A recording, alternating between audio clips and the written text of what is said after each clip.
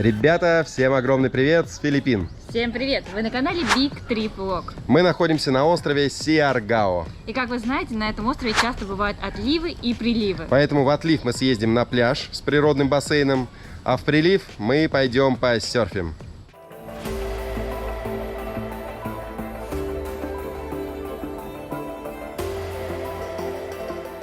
Здесь находится дорога, которая ведет к главной дороге, если поехать налево, и направо, если идти к пляжу. Здесь располагается наш апарт-отель, Тесарио Ретрит называется. Здесь можно расположиться всей семьей, потому что все комнаты двухэтажные. Совсем недалеко находится Cloud9, это примерно в 600-700 метрах. Знаменитое кафе Шейк, вокруг зеленая территория. Много растений, очень спокойный район, не шумный, то есть никакие вечеринки с главной дороги не доносятся, потому что все-таки это не General Luna, а чуть-чуть подальше, примерно в 2,5 километрах от General Luna. Ничего вокруг здесь не окружает, не мешает вашему спокойствию, только зелень и природа.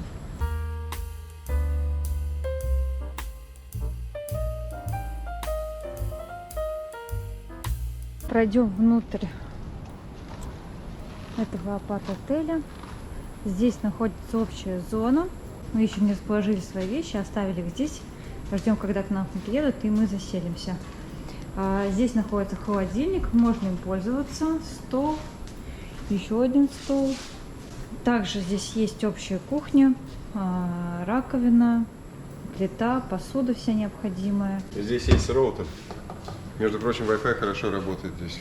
Да, до этого у нас были небольшие проблемы с интернетом, потому что он в других отелях начинал работать нормально только после 12-11 вечера. Поэтому не совсем было удобно. Сейчас я покажу вам нашу комнату. Комната очень просторная, светлая, есть окно. Давайте начнем с душевой. Очень интересный смеситель. Новенький унитаз, раковина бетонная, есть рабочий стол, двуспальная кровать. И сейчас мы с вами поднимемся на второй этаж. Это такая комната, если вы путешествуете с друзьями. И здесь также можно еще расположиться. Здесь две двухспальные кровати. Стоит серо-доска. Можно, наверное, даже ее использовать, если попросить.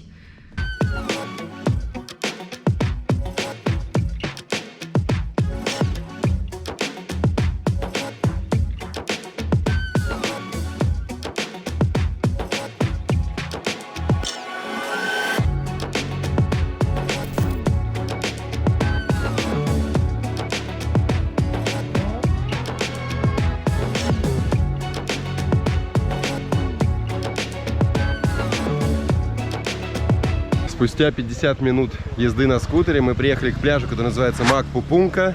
Но, как вы видите, начался дождь, поэтому не очень нам везет с погодой.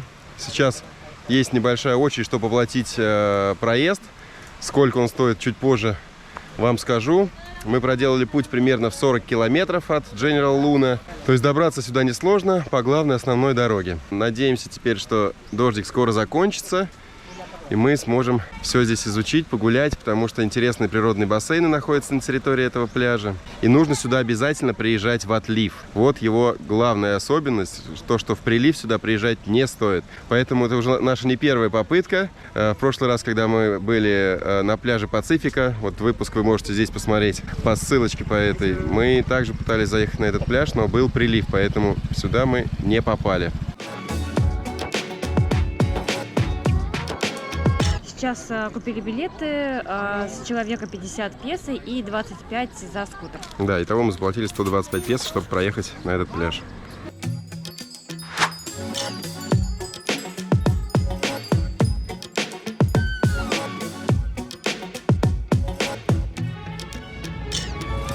На этом пляже жизнь кипит.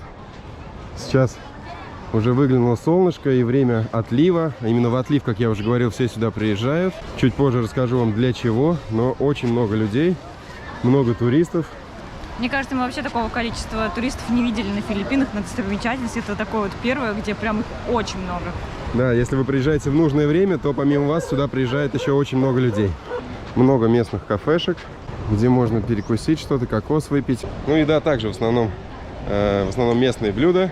Сейчас вот Том пытается здесь увидеть кофе из кофемашины, но зато здесь такие дешевые цены. Мы не видели такого на Сиаргао. Блюдо 150, 180, 200 песо всего лишь. да, это Причем, правда дешево. не только местные, но еще и европейцы. И тарелки такие, знаете, приличные, порции. Я удивлена.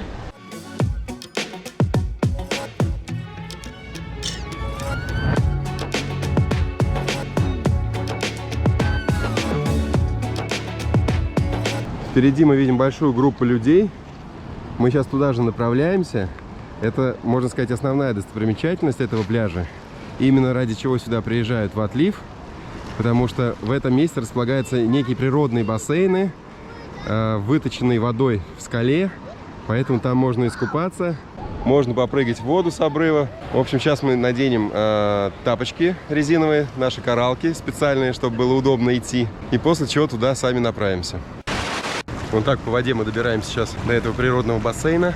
В отлив здесь не очень глубоко, примерно по колено воды.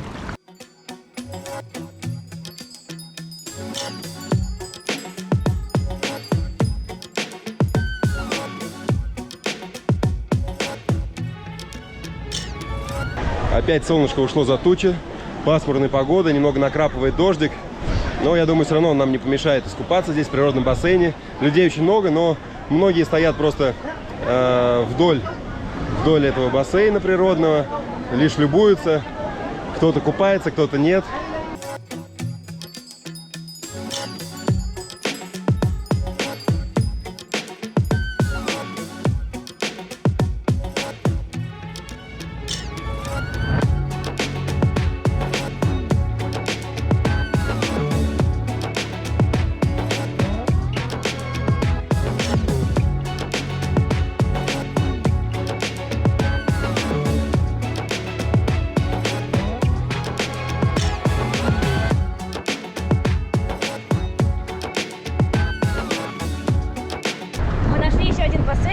Практически нет туристов. И тут даже еще более интересно, потому что когда прибивается сюда волна, получается небольшой тренажер для плавания. Вот сейчас как раз будет волна, смотрите. Так. Немного вот. И на месте плывешь и тренируешь руки.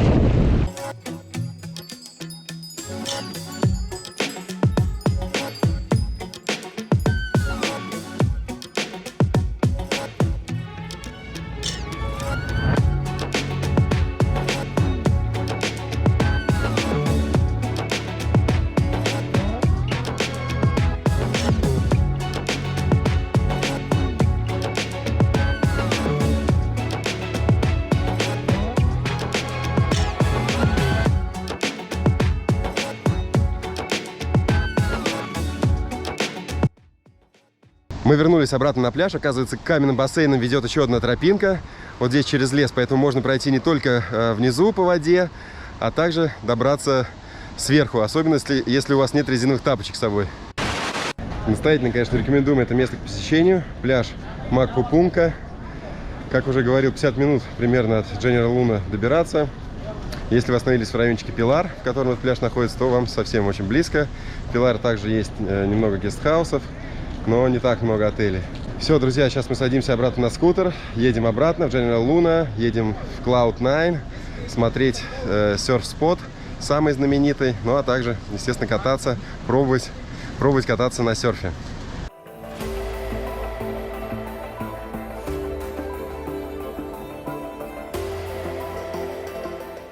С момента первой части нашего видео прошло уже несколько дней, потому что периодически льет дождь, мы не могли в тот же день отправиться на серф-спот. Но вот сейчас мы приехали, дальше ждать времени нет, по-прежнему погода туманная немного, но все же. Итак, мы даже находимся... если будет дождь, мы все равно будем серфить. Да, мы приехали в Cloud 9, это один из самых популярных серферских спотов. Вообще Сиаргао — это, как мы знаем, серферский остров, его столица. Вот, поэтому мы здесь, покажем вам это место, сами попробуем тоже, естественно, взять небольшой урок серфа. Вот, поэтому знакомьтесь, это Cloud 9.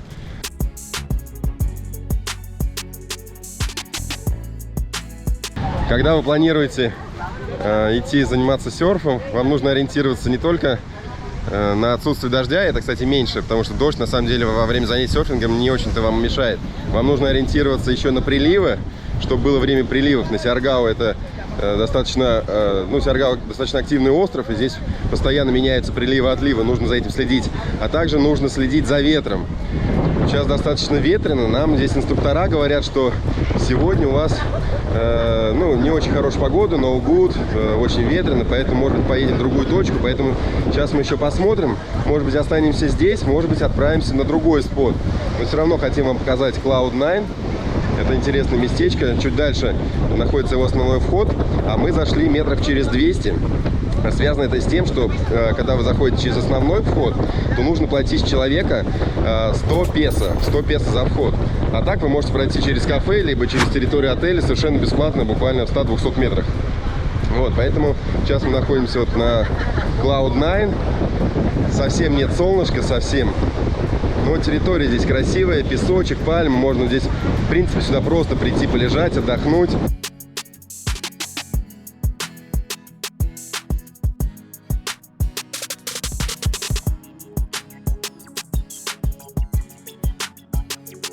Вы сами видите, какой сильный ветер сейчас. Это можно видеть по пальмам, которые периодически нагибаются в разные стороны. Мы все-таки решили с инструктором сейчас проехать на другой спот, но вначале немножко прогуляемся по Cloud9. Все-таки это место знаковое, основное, скажем так, особенно хорошо для новичков, для таких как мы, которые пару раз пробовали серф в своей жизни. Но мы поедем тоже на место для новичков, поэтому сказали, там просто ветра гораздо меньше и гораздо комфортнее именно в данный день сегодня. Чуть поодаль уже огромные волны и знаменитый мостик. Вот здесь он проходит. Сейчас мы по нему тоже пройдемся. Я думаю, там будет прямо очень ветрено на этом мосту. Насколько мы знаем, раньше этот мост использовали также серферы. Они по нему шли и, соответственно, катались на досках.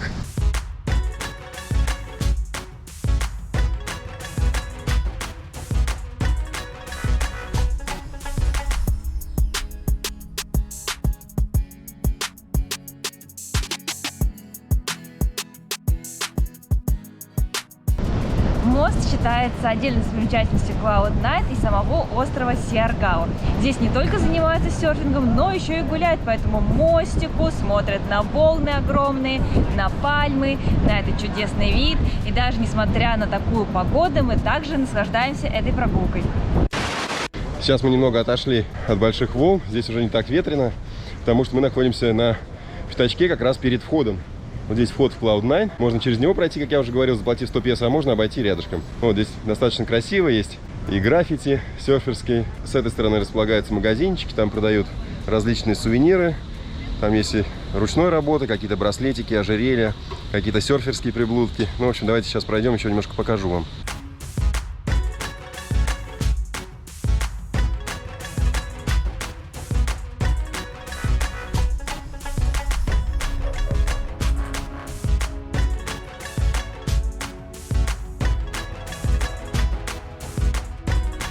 В итоге мы вернулись обратно, решили остаться здесь, несмотря на сильный ветер, на то, что начинается дождь, потому что мы не уверены, что если мы проедем сейчас на другую часть, что там не будет дождя. Возможно, мы просто потеряем время и ничего, собственно говоря, не снимем и не попробуем серф. Также еще информация, я вам говорил, что здесь уроки стоят 500 песо с человека, но если вы отсюда отправляетесь, нам инструктор сказал, что будет стоить 1000 песо с человека за час. Вот, поэтому, дополнительная такая мотивация остаться здесь, немножко не переплачивать за то, что мы не уверены, что получится, да. Если бы мы были уверены, что там будет шикарная погода и безветренно, то мы бы, конечно, поехали на другой спот, который находится в 20 минутах езды отсюда. Сейчас уже Томочка пошла проходить инструктаж, покажу вам это, после чего сам уже отправлюсь в море.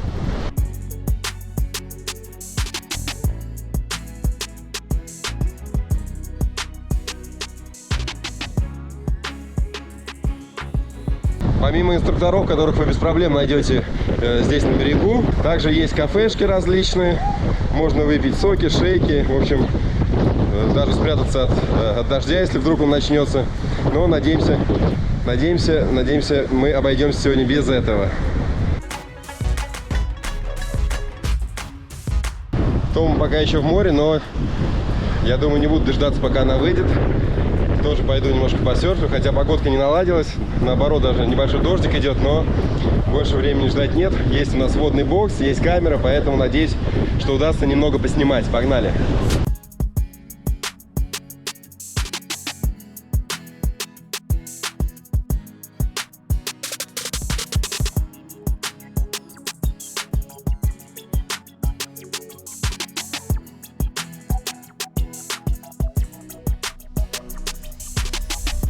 Скажу честно, сначала, когда мы уже зашли в воду, было сложновато, потому что все-таки ветер, дождик, иногда волны сильные, Тем более мы неровные. не серфили, наверное, пару лет, уже все забыли, как чего, какие-то простые вещи, но мне кажется, потом стало получаться, да? Да. Когда я уже отпустила ситуацию, я говорю, ну так, ну все, ничего не изменить, погода не изменить, все, надо вставать. Он говорит, ну что, встанешь? Такая, ну да, погнали, и все. И потом уже стало получаться.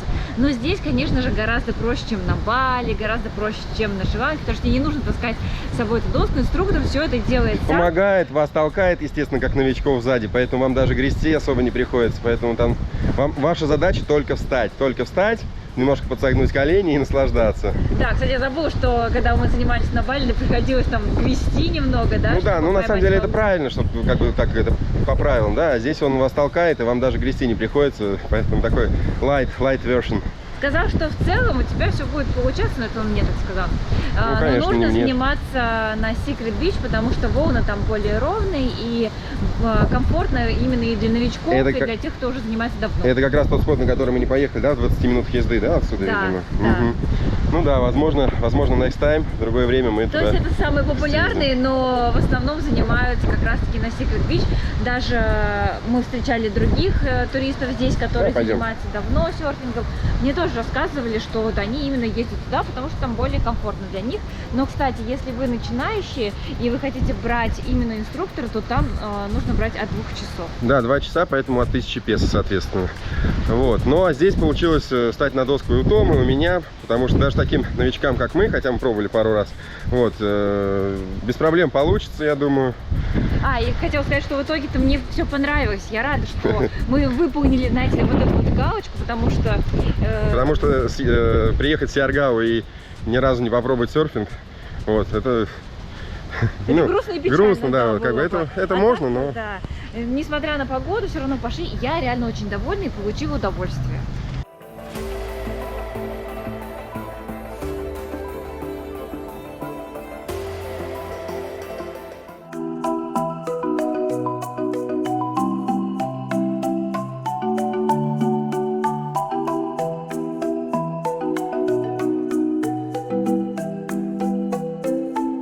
Мы пришли в единственный суши-ресторан на острове, который называется Дранкин.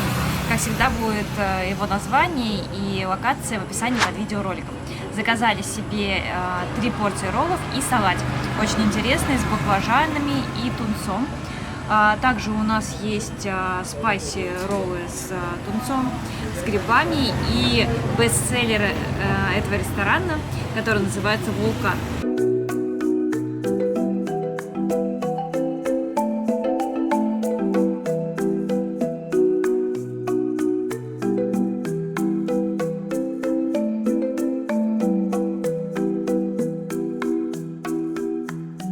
Сейчас будем все пробовать. Начнем, наверное, с некого салатика. Ну, то есть, как это называется. Подача тоже такая интересная. Не как обычный салат, видите, а на такой подушечке. Больше как закуска. Да, закуска. Здесь тунец с лучком. И вот это вот, видимо, из теста сделано. Но сейчас все попробуем. Хрустящий баклажан в панировке. Да, баклажанчик в панировке. Очень нежно. Такой пропитанный тунец. С лучком, как я и говорил. В качестве закуски очень даже вкусно получается. Целое произведение искусства, а не ролл. Должен быть острый. Ну, на самом деле еще васаби, который мы сами рядышком со столиком все набирали. То есть мы берем сами васаби, соевый соус и очень качественный васаби, я прям чувствую. Ну а роллы интересные. Вот так все. Что, будем вулкан еще пробовать? Давай. Вулкан страстей. Ну, после такого точно можно наесться. Да, выглядит как большая пирамида. Ты решил сразу Нет, самый топовый? давайте не топовые. Давайте вот возьмем из серединки. Очень много соуса, причем разного. Здесь такой и белый соус, и унаги соус. Да, здорово. Это теплые роллы с креветкой. Запеченные. Да, запеченные. Мне кажется, даже они местами опаленные. То есть такой, знаете, привкус опаленности. Но в любом случае это теплый ролл с креветками, он очень вкусен. Он очень вкусен, да. Не зря его называют вулкан. Потому что, я думаю, даже кто-то может съесть только один вулкан и уже наестся. На самом деле очень удобно мы устроились здесь на втором этаже.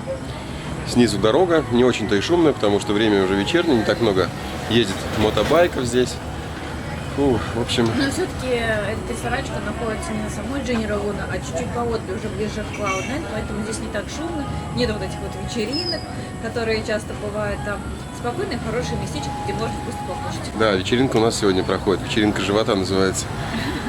Вот, конечно, наш абсолютный фаворит это ролл вулкан. Также стоит отметить, что здесь очень вкусный имбирь. Он нежно-розового цвета и очень-очень такой нежный. Пробуем его в перерывах между поеданием разных роллов, чтобы вкус немного перебить. Вот, поэтому... Да, на самом деле здесь все вкусные. Напиточки у нас были вкусные, салатики. Да, забыли упомянуть, что еще брали напиточки. Это такой некий холодный чай. То есть у меня был клубничный, у Тома цитрусовый, да, фруктовый. Вот. Поэтому цены здесь умеренные, в районе 300, может быть, чуть-чуть дороже стоит порции роллов.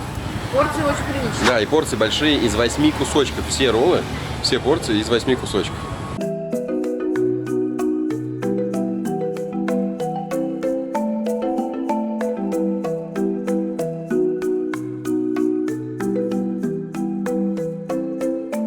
Вот это мы, конечно, объелись вкусными роллами. Поэтому, друзья, крайне рекомендую вам и вкусные роллы, и те достопримечательности, которые мы сегодня посетили, интересные места на острове Сиаргао. Обязательно задавайте вопросы в комментариях, мы на все отвечаем. Увидимся на Филиппинах. Всем пока! Пока-пока.